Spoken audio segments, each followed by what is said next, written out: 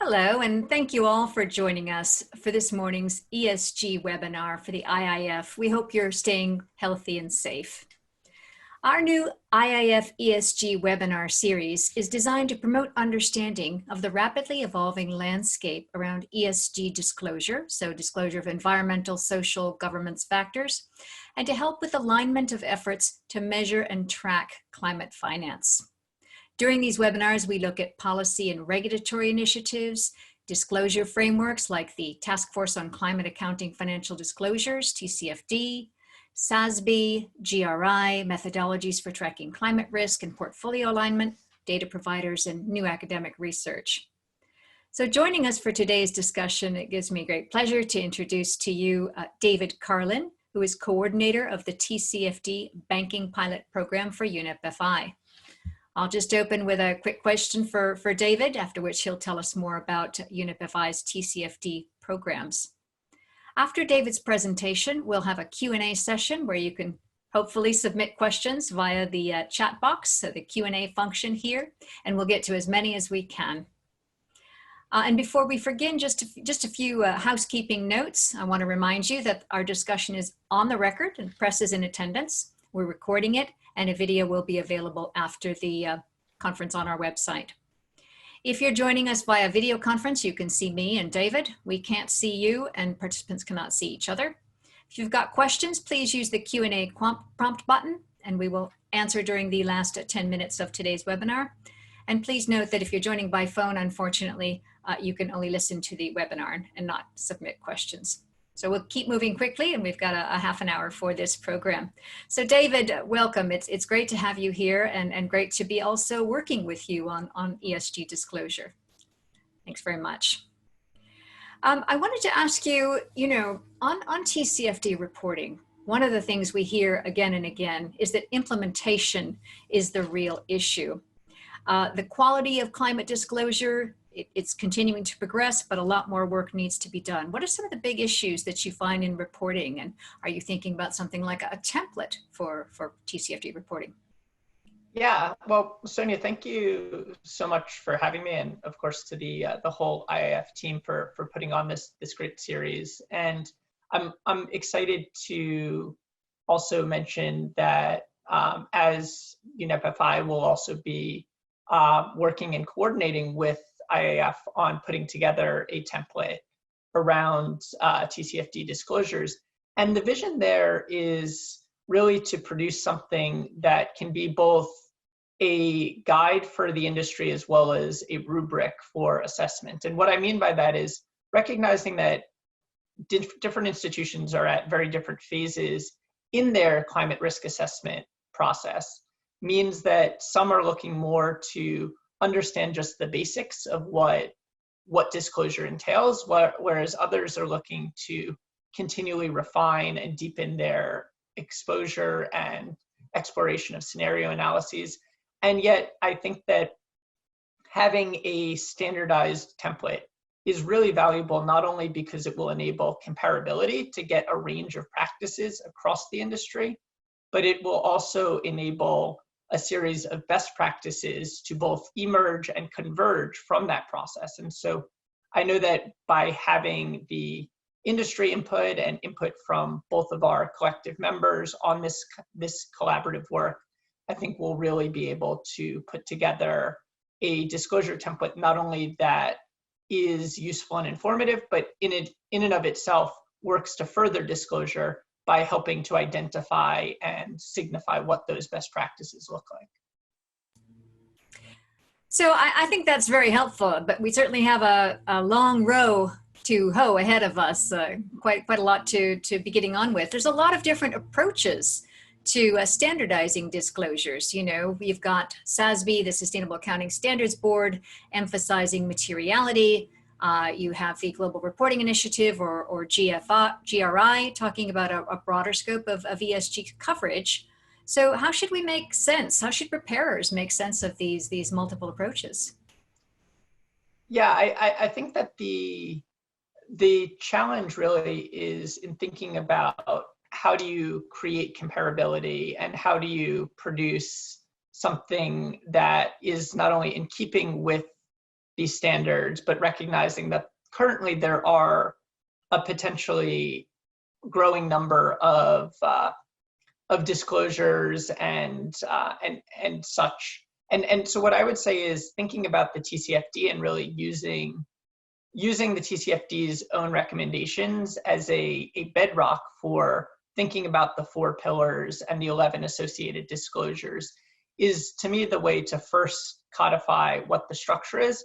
When we get down to the questions with metrics and targets, I think then it becomes really important that we ensure industry voice and understanding of what is being captured. I think when we talk about questions of scope 3 emissions, when we talk about topics such as materiality, these are terms that having industry input and industry discussion will allow us to find our common language. So when we put it in that structure and then we think about what the precise metrics are, what the precise quantities that we're looking at are, I think that hearing from those in the industry will enable us to do a better job comparing rather than putting out numbers that may not be as comparable as they may pertain to different things. No, I think that makes a lot of sense. I mean, particularly when you consider the number of regulatory and policy initiatives around ESG disclosure, which is, of course, still voluntary, but there are plans underway to make it mandatory in some jurisdictions. So with that, David, I think you've got some interesting slides to talk us through. Maybe you want to get started on that? Yeah, so for the audience, obviously, thank you for joining us. I'm going to talk through 3 relatively quick topics, just an overview of our TCFD programs at UNEP Fi, the work that I'm leading with our banking program, and then talk a little bit about where things are going in the future. So the United Nations Environment Program Finance Initiative, UNEP Fi, has long been interested and involved in thinking about how the financial industry can make a positive contribution on environmental issues and specifically on climate and on the transformation to a low carbon society, which is needed. Over the past decade, we've put out a variety of reports, and the real focus of our discussion today, as well as over the last few years within the industry, has been the work that we've done around the task force on climate-related financial disclosures, the TCFD. And so back in 2017 and then into 2018, we ran a pilot with 16 banks to discuss with them a variety of approaches to physical risk and transition risk, coming up with 2 approaches to assess risks through scenario analysis. And in the more recent months, we've launched an insurance pilot, as well as the banking pilot that I just referenced previously. And the vision with those is both to continue the work that we're doing, and then the other piece is to bring in others from the sector. So we also had an investor pilot, and we're looking to create another phase for that work as well. So thinking about both through insurers, investors, and banks, all of the ways that they look at climate risk, how climate risks and opportunities affect them, and how they can better analyze as well as disclose those risks. And so thus far, we've had a really great set of global participants, some of them in multiple programs, both insurance, in asset management, and in banking. This is not even representative of all of the institutions, but just a brief snapshot of the phase 1 for investors, insurers, and banks, some of the participants. And one of the nice things you can see is institutions with multiple operations that are cut across different aspects of the sector have been involved in multiple programs, and I think have derived benefit from some of the comparative work there. One question that's come through is how can companies, and I think particularly banks in this reference, how can they really quantify ESG risks if there aren't kind of well-established or centralized macroeconomic projections about the economic costs of climate and natural capital risks? I mean, if everybody does this on an individual firm basis, then how do you have any comparability? Yeah, when it comes to thinking about what the futures look like, this has been a question that we at UNEP Fi grappled with a couple years ago, and one that I think we're increasingly seeing regulators like the Bank of England and the collective, the Network for Greening the Financial System, the NGFS, that group of regulators also take on, which is how do we create a similar starting ground? How do we create a similar set of assumptions so we're not just pulling these things out of thin air, even if we're using similar approaches, using radically different scenarios? And so a lot of the work that we've done has been in close coordination with the Potsdam Institute and the International Institute for Applied Systems Analysis, IASA in Vienna, as well as some of the other leading climate modelers. And we've been really fortunate and really glad to see that the regulators have taken a similar approach and worked with some of these same leading climate modelers to put together scenarios that reflect potential pathways. And the key to this scenario analysis, as we're talking about, this is not climate forecasting, this is scenario analysis. And so the goal is to have scenarios that are credible both to the industry and credible to the realities of climate change when it comes to our carbon budget, but then to have individual institutions assess these impacts on their portfolios relative to those set of reference scenarios. So we're excited to see the NGFS releasing a set of reference scenarios in the next few weeks, and we're also eager to continue the work that we're doing of looking at different scenarios. And one of the pieces in the phase 2 pilot is a deeper exploration of scenario assumptions, because we believe that by better understanding these scenarios, whether they be the reference scenarios or other potential pathways, we can not only give institutions a deeper understanding of what is the implication of these potential changes and these potential transitions and impacts, but also we can ensure that a better discussion happens across the industry when it comes to things like stress testing and others, because there's a deeper understanding of what these scenarios that they'll be asked to assess are. Right, and on that point, the scenarios that were put out by the Bank of England and other information that's coming through about the scenarios that will be released by the Network for Greening the Financial System, or NGFS, there's some discussion of these being quite ambitious in scope. Are you, when you think about that in the context of the members of your pilot group, is that the sort of impression that you're getting? Yeah, so I think that to clarify for the listeners as well, there are the climate scenarios, which I think will be largely similar between what we're working on now as well as what NGFS is putting together in terms of their granularity, in terms of the variables, the length of projections that exist.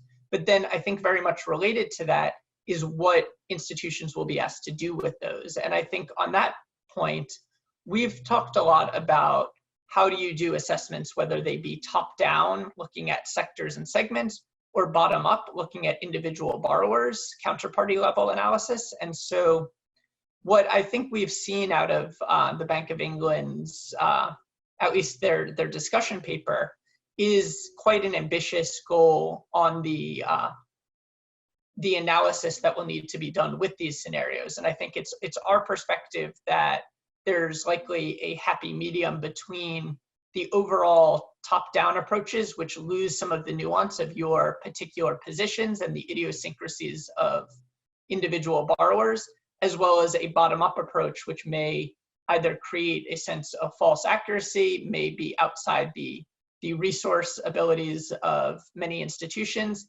and may end up deviating further from the scenario as idiosyncratic factors predominate over scenario variables and pathways. So I think that there's a need to do a sampling of the counterparties, and that's the approach that we try to take within the UNEP Fi methodology, is to think about how sectors respond under different conditions, but then also look at a subset of those sectors and look at some of the individual borrower activity. So I think right now it is an ambitious goal that's been laid out by the regulators, and we think that the way to meet that goal and the way to do good climate scenario analysis is to take a bit from both, not just a top down and not just a bottom up, but somewhere in between that is kind of at an optimal point for institutions' capabilities, as well as the ability to draw inferences from the scenarios.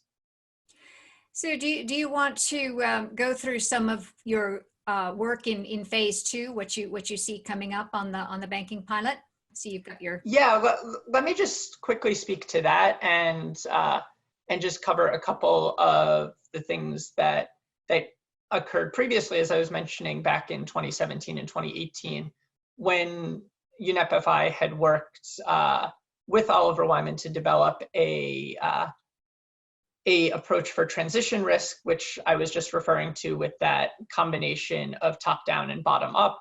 The goal there really was to develop something that was going to be consistent and comparable across different scenarios, enable comparisons across sectors, and allow a comprehensive enough approach that institutions could get a relatively holistic view of their overall portfolio risks and as well opportunities.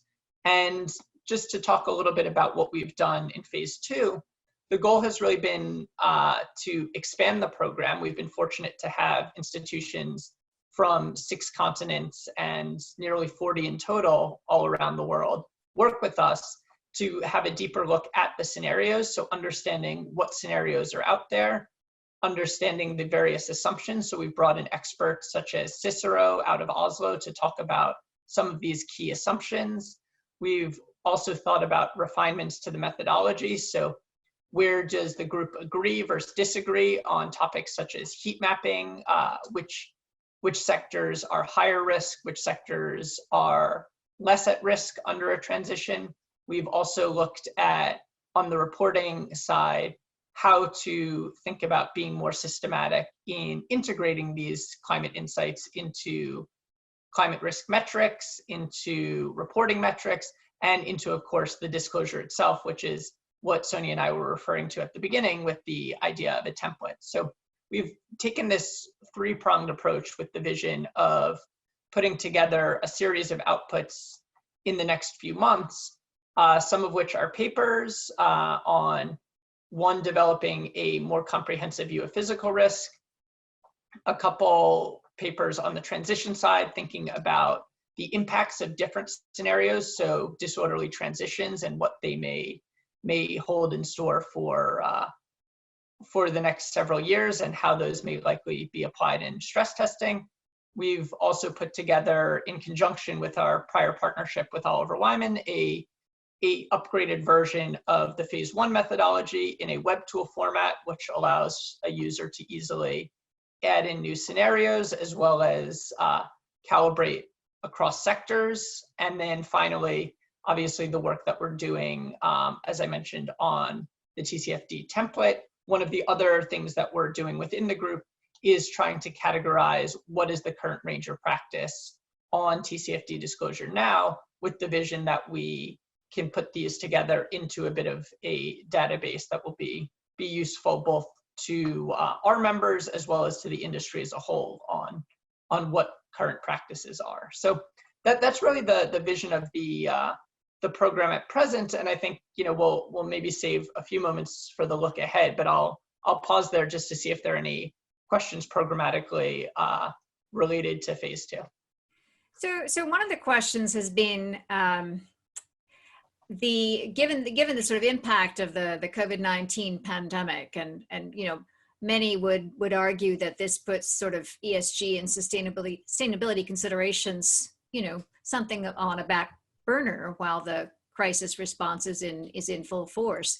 But in fact, many of the issues that come up in the pandemic are very much ESG issues in and of themselves.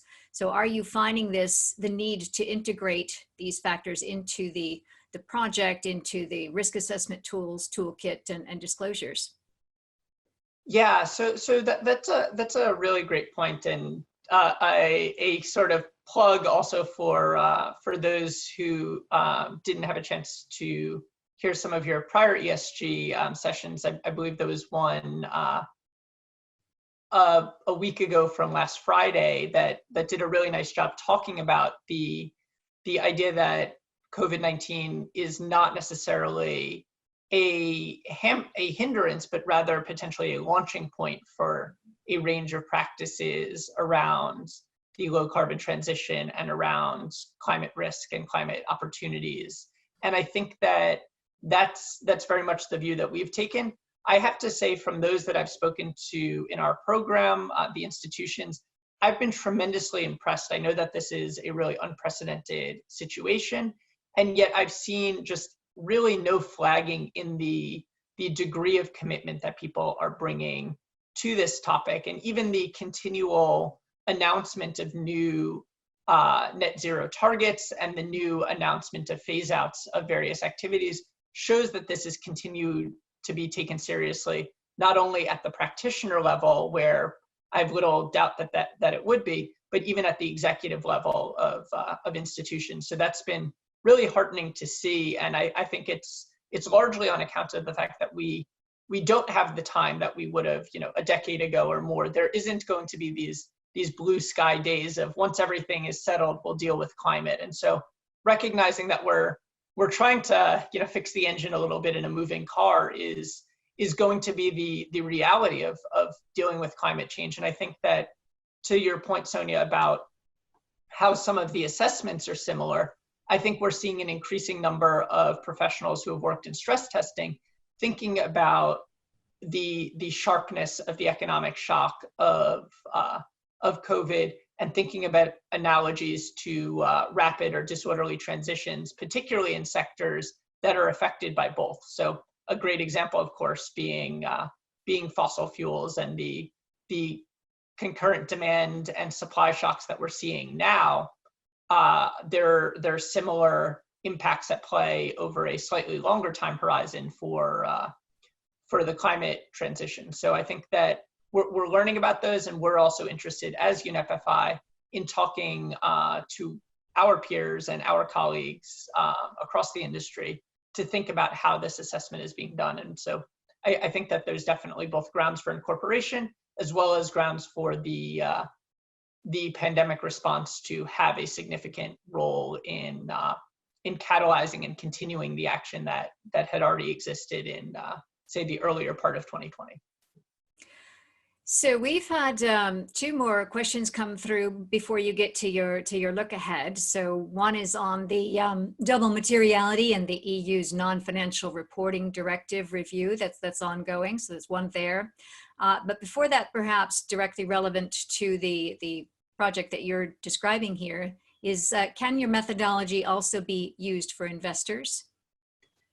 Yeah, so this is a question that we've been tinkering with a little bit internally within UNEP Fi, and we had reached out also to the colleagues at Oliver Wyman who had worked on the tool initially. And from a logical standpoint and from a structural standpoint, we think that there's absolutely no reason it can't be extended. The area of investigation will be slightly different. So rather than looking at defaults, we may be looking at changes in things such as equity prices, but fundamentally the underlying logic there is not so different in both what are the risk drivers, because we're really thinking not about the institutions, the financial institutions at present, but about within each sector, what are the pressures on companies within those sectors, what does the model and the scenario say about those. So I think that there is a high degree of adaptability. And in my next steps and look forward, I'll also mention that one of the things that we'll be looking to do in moving ahead is think about a more systematic investor approach, as well as think about the further integration of transition and physical risk. And so maybe if it's all right, I'll just leave up that slide. I'm not really going to talk through it, but just to cover the final page of sort of where we're going at the end. I see more work in scenarios, both for the investors and banks, as well as continuation of expanding and exploring these methodologies. And then finally, with the work that we're doing with the IIF, continuing to think about what good looks like when it comes to disclosures and what those templates will be. This way, I wanted to give us at least a few minutes for some of those other questions as well. So I hope that that's all right, and we can jump into them in the remaining few minutes if that's okay. Perfect. Yes, and I think as we continue to collaborate, we're going to be building out parts of the template that are more sector specific. So that'll be something to look forward to in addressing this question about investors. Just one, I think we're close to the end of time, but one question, an interesting one on the European Commission's non-financial reporting directive. It has a double materiality perspective, which covers financial materiality as well as ESG materiality. And so what does this mean in the context of preparing TCFD reporting? So I think that in thinking about that directive, I think it means that institutions need to think about both the overall environmental and social impacts of the companies as well as the financial impacts that are faced. That said, I do try to think of TCFD really being about the financial disclosures. And so the way I would rationalize and potentially rectify this is to think about, are there greater implications on the risks faced by your portfolio companies or by your borrowers due to this added materiality? So even if there isn't a immediate financial pressure on them, are there additional pressures that are being brought to bear by either a large impact on social or environmental components? And so I see it, rather than being something that's reported directly within the TCFD, I'm not sure that the scope of the TCFD is necessarily the place to do it. I would think, though, in undergoing scenario analysis and undergoing assessment of what you consider material and worthwhile to assess within TCFD, I would then take it into account in that way, if that's clear. Excellent. Yes, that's very clear. We are unfortunately coming close to the end of our time, and clearly we'll have to have you back. Would you like to say a few concluding words on a look ahead, and we can also pass you some of these further questions that have come through bilaterally? Yeah, so please don't hesitate to share any of the questions that have come through. I'm glad to answer them directly over email or on the phone for those interested.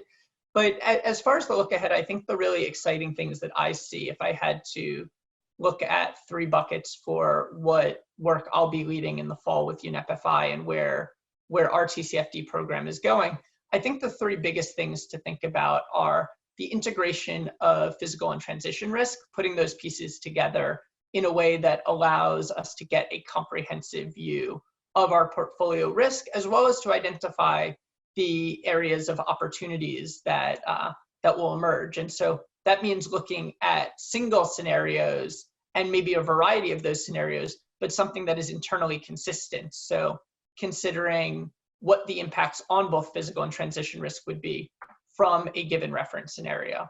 The next piece that I think directly relates to that is on stress testing and the increasing interest in the comprehensive losses and changes in credit risk that derive from scenario analysis outputs. And so as we're seeing more of this work with the Bank of England leading the way on it, we're expecting a lot of jurisdictions to follow suit. And so thinking about, what does stress testing really mean when it comes to climate, and what does it mean to conduct a comprehensive stress test, and how will the outputs of that stress test be used both to make decisions within the institutions as well as outside. That's another theme that we're eager to explore coming in the fall. And then finally, that last piece related to the question you asked, Sonia, on investors, is to really cover how can we take approaches that use the same underlying models, meaning the same underlying scenarios, and adapt them as needed so they can be used not just by banks, but also across the industry. So we're starting from a scenario-based approach with the idea that if changes to methodology need to be done, they will be, but we're still using the best climate science, the best knowledge, the best information we have which is also what we've understood the regulators across the industry to be keen to do as well. So anyway, I know we're a couple minutes over, so I just wanted to thank you all again for tuning in. And Sonia, thank you for having me and for the invitation. Thank you very much, David. It's been a pleasure having you with us to discuss the UNEP Fi banking pilot program on TCFD disclosure. Thank you all for being with us. That's a wrap for this week's IIF ESG webinar. You can find the replay online, and we look forward to seeing you soon. Thank you.